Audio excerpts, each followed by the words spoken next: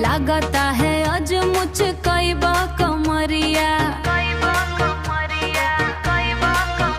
हर जोरा जो जोरी में सैया खोल देला सड़िया।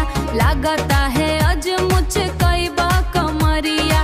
लागता है अज मुझ कई बा कमरिया। काहेला इतना बड़ा धाधाइल चूल्हा में आग धधइबा का।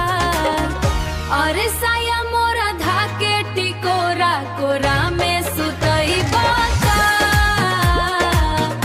एक रात में पाकल आम बनइबा का। अरे साया मोरा धाके टिकोरा कोरा में सुतइबा का। एक रात में पाकल आम बनइबा का। थोड़ा में थोड़वा सता के राजा करेला छेद खानी हो। काहेला इतना बड़ा खखुआनी हो।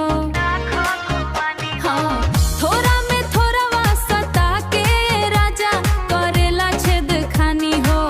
काहेला इतना बड़ा खखुआइल धन तोहरे जब बानी हो।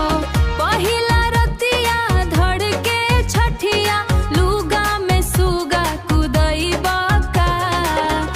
अरे साया मोरा धाके टिकोरा कोरा में सुतइबा का। एक रात में पाकल आम बनइबा का। अरे साया मोरा धाके टिकोरा कोरा में सुतइबा का। एक रात में पाकल आम बनइबा का। इहो दीपक पिया काटा न दते होई धोड़ी पा घाव हो। बोला आशीष अज काका ले अइला करत बड़ा बड़ा छाव हो।